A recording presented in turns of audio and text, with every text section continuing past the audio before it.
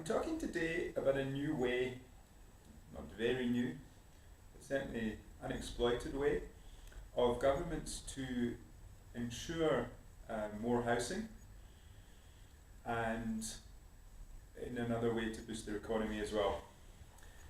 What most governments do with their housing is they cover all the expense themselves of any kind of social housing. So say there's $100 million worth of spending on housing, and say the average house is, let's make it cheaper houses, and let's call it $10,000.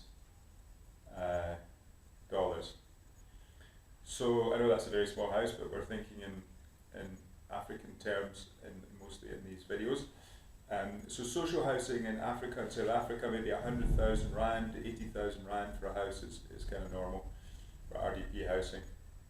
The government of South Africa apparently have made about 3 million of these houses, which is a lot of houses, admittedly, although generally not well received in terms of quality and so on. But I think the people that got them that didn't have anything before, some of them are quite happy. But there's a better way. So $100 million, you've got $100 million, you want to build houses at $10,000, then that means that's 10,000 houses, if my maths is correct. Now, if you've got that $100 million and instead you approach banks, now banks in general don't want to build social housing for poor people. There is a point at which they will build reasonably wealthy people, but they don't want to build beyond that point. But if you say to a bank, okay, what if you only have to take 50% of the risk, and it's the least risky 50%? So in other words, say you've got this 10,000 rand house, and the bank says, okay, we'll lend 5,000 of that money. But there's a problem here, because you're going to go to this poor person and say, fine, we've got a bank, they're willing to lend $5,000, 50,000 rand, let's say, on this house if you come up with the other 50,000 rand, the other $5,000. So obviously the person's going to say, well, I'm sorry, but I'm a poor person and I earn $200 a month and it's just not feasible.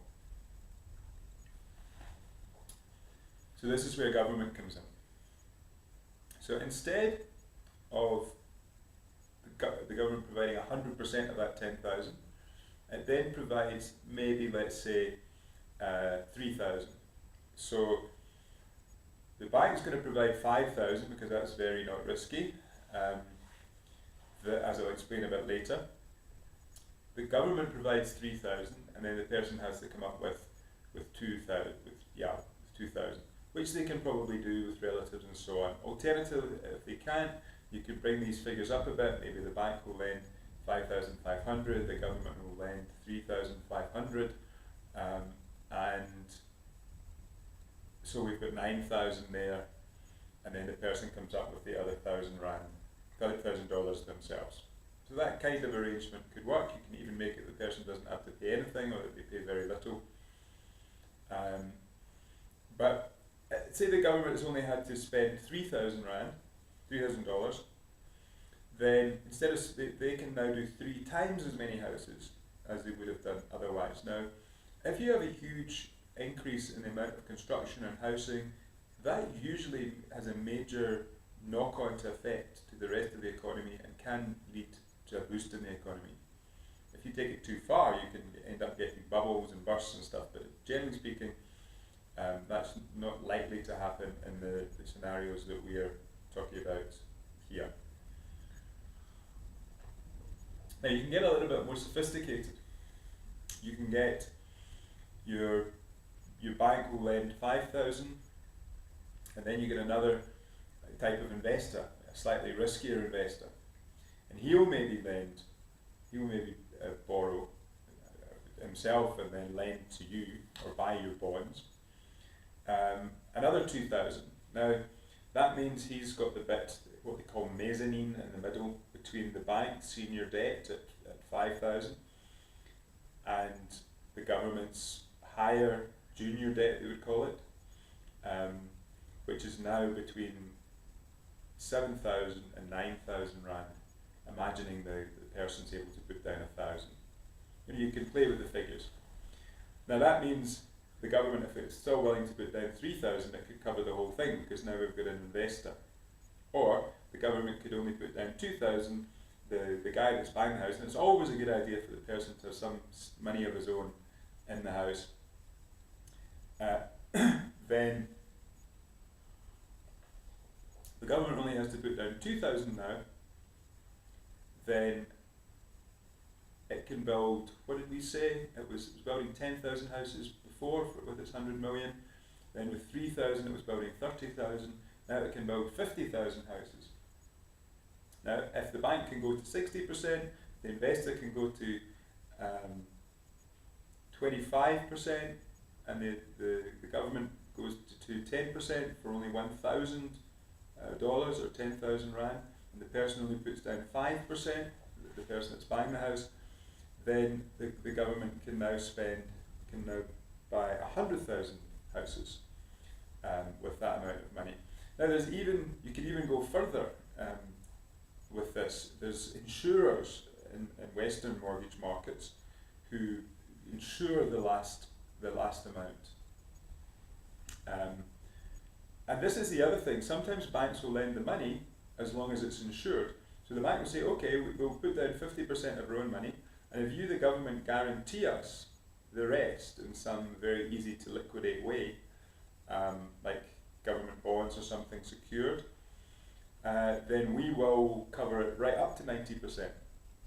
The government then doesn't have to put down any money at all, it just needs to give a guarantee. So there's another possibility. Now, if you don't have banks, let me just explain a little.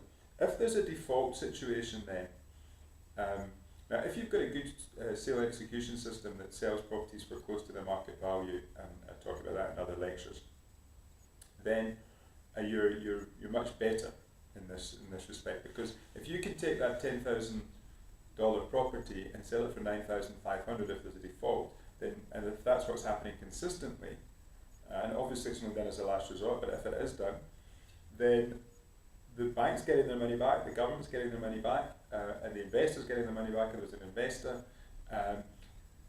and it's only the person themselves that's losing that 5%. And even though I'm generally defending the consumer, the debtor, I don't think if they default they can complain about losing 5% or 10% of their equity. That's reasonable. It's just that if they lose 50% or their whole life savings, then that's a problem.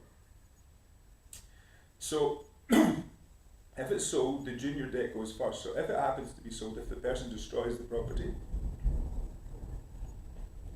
which doesn't happen often, but it's a risk, or if something happens to the property beyond the person's control, like if there's a big fire or there's an earthquake or something, the property is destroyed, which is always a risk for lenders, then if it's partially destroyed, say it's destroyed 50%, then the government's going to lose its money on that, the person's going to lose its money, the debtor, but the bank's not going to lose because that 50% is going to go to the bank. So you've got to understand that once whatever it's sold for doesn't go equally to all the parties, it goes in line of who's the senior, mezzanine, junior debt, etc.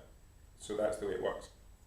On the other hand, that means that the more junior levels of debt, the debt that goes first, that gets wiped out first, pays higher rates of interest. So the government return on this debt must go into a separate fund, and then whatever they lose through when people default will probably be made up for from the interest rate they're getting on the bit that they put down. So again, it's not really, government isn't really even spending that money. When they buy housing and spend it completely, especially in South Africa where the whole house is given away to somebody, then that money's gone. Whereas if they're invested 20% in that bond, then eventually when the person pays off their mortgage bond, then the government gets that money back to invest in new housing. So, I mean, you might say it's kind of more generous to give people houses, but I'd rather, if you've got 10 million people you need to house, rather than giving a property to 500,000 of them or 200,000 of them or whatever you can afford to do, and they've got a property and the other 9 million don't have anything, Rather, let's have a system where you can provide everyone with a property and they pay it off over 20 years like everyone else, whether they're rich or poor. And default rates are a bit higher among the poor, but they're not so high. So this is a way where you can basically house your whole population in proper modern housing without it costing an arm and a leg. And there's there's sophistications to this. There's legal stuff. There's deeds registry stuff that you've got to think about, which we talk about in other lectures. But that's the thing in essence. And you can if the banks don't want to play ball, you can take that debt and you can float it on the stock markets in Joburg, in London, New York, wherever, and people will buy that debt on international markets. And you'll have to pay a bit more maybe than you would through a bank, or maybe not, but you'll get that investment money coming into the economy. And you can do it in conjunction with other countries so that the debt is yours, theirs, 2 or 3, 4 other people, which reduces the risk. You could put government guarantees down that are backed with the IMF or one of these big international guarantee organisations. There's lots you can do to kind of spice it up. But here's a way to bring modern housing en masse into countries that need more housing.